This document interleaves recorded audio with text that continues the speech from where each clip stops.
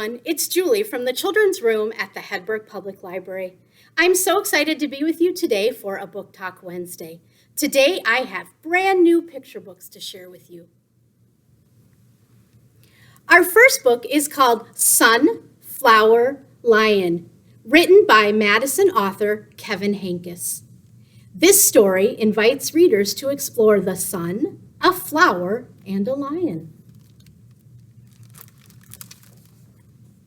Chapter 1. This is the sun. Can you see it? The sun is in the sky. It is shining. It is as bright as a flower. Chapter 2. This is a flower. Can you see it? The flower is growing. It is growing on the hill. It looks like a little lion. And that's our story called Sun, Flower, Lion, written by Kevin Henkes. The next book I have today is called Stanley's Fire Engine, written by William B. And this is another wonderful story about Stanley the hamster and his friends. It's going to be another busy day at Stanley's fire station. Stanley and Peggy keep Stanley's fire engine in tip-top condition. It needs to be ready for anything. Stanley's fire engine has very long ladders that can reach very high places. Like the tops of trees, for whenever kites and teddies and little woos get stuck up them. And to read more about Stanley and his friends, you can read Stanley's Fire Engine. The next story I have for us today is called Let's Play Monsters by Lucy Cousins. In this story, Gabriel loves to play monsters, and his family plays with him.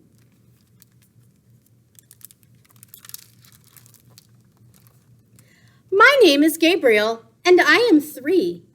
I like to play with monsters, but they can't catch me. Come on, Josie, I want to play. You chase me, and I'll run away. You be a monster who is green and scary, with sharp pointy teeth and feet that are hairy. Munch, crunch, scrunch, I'll eat you for my lunch, says the monster. Hee, says Gabriel, but you can't catch me. And if you like monster fun, you can read Let's Play Monsters by Lucy Cousins. The next book I have for us today is called The Little Mermaid by Caldecott medalist Jerry Pinkney. This is a beautiful reimagining of the classic Hans Christian Andersen tale. Far out in the ocean and miles below the surface, 2 realms sat divided by sea mountains. On one side of the ridge lived a powerful sea witch whose greedy heart cast a shadow over everything that tried to flourish. On the other side, the merfolk kingdom shimmered with light. There, the Sea King and his 4 daughters dwelled in an elaborate coral castle. The littlest princess Melody possessed a beautiful voice, but she was not content to sing in the choir of mermaids like her sisters. She had no interest in sitting still on a royal throne. Instead, Melody explored relics of sunken ships and invented stories about objects she'd gathered from the wreckage. Once, she discovered a curious figurine that looked a bit like her, but for 2 cloth sticks where its tail should be. Melody often wondered about the world beyond her home. Is it true that some ships glide atop the water instead of lying splintered beneath it? She asked her sisters. And that a ball of fire burns over the land? You and your daydreaming and silly stories, they huffed. Why concern yourself with the world above?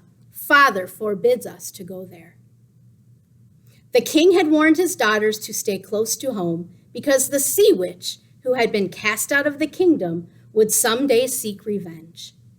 The king had declared that an ancient sea turtle act as his youngest daughter's guardian, and that she should trust this wise creature to lead her true.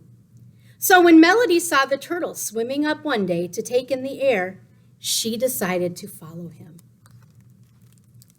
And you can read more about the Little Mermaid to hear about Melody's adventures. I would like to finish up today by sharing the story called On Account of the Gum, written and illustrated by Adam Rex, and I am reading the story with permission from Chronicle Books, LLC. And our story starts with our little friend here in bed chewing and blowing a bubble with some gum.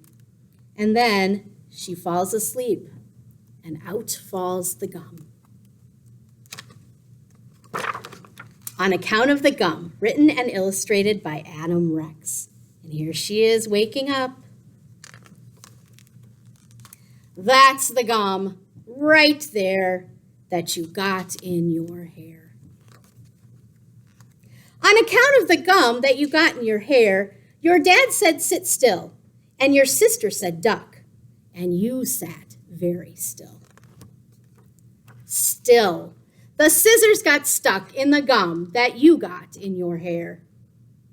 Okay, we went on some websites and all of them swear if you want to get scissors and gum out of hair, you take 2 sticks of butter and smear them along, and I see. It appears those websites were wrong. Don't give me that look. Your aunt said she knew how to get the gum out from this tip in a book she was reading about in the paper or something. She couldn't say where.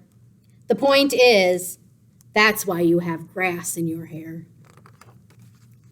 Your grandpa, who said that your aunt was mistaken, is mostly to blame for the noodles and bacon. It's all in this bacony, noodly mass with the scissors, gum, hair, sticks of butter, and grass. Your rabbit eats grass. Oh, look. Because of the grass that you got in your hair, I assumed that your rabbit could help us in there. But your rabbit just sat like it thinks it's a hat. So I thought it'll leave if I bring in the cat. Cat. I'm prepared to admit I was wrong about that. Oh, I know what to do. It's a little bit mean, but the cat always gets really scared when I clean. Just watch. She'll run off and hide under the bed if the vacuum comes anywhere close to your head. Oh, look, there's the vacuum, and there's the cat.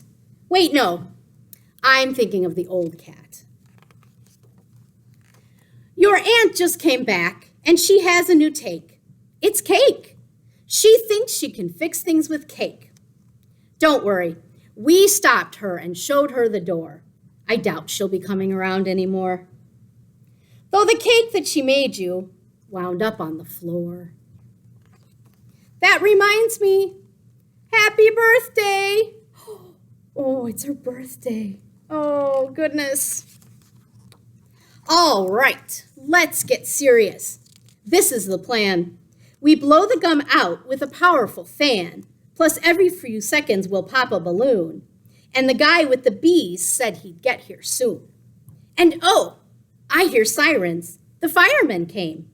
They complained when we called, but they came just the same. With their hoses and one of those dogs and a cop and a big pot of chili, they're ready to stop, says our little friend. Get out, please, she says. And so out go the firemen and the police officer and the bees and the dog and the balloons. And look, the gum gets out too. The gum says, geez, rude, and the gum goes away. So that's the solution. Well, what do you know? Too bad about all of the rest of it, though. The rest of the stuff that's still stuck in your hair. Whoop! Now your ant is all stuck up in there. How'd that happen? Anyway, you'd better get to school. Oh my.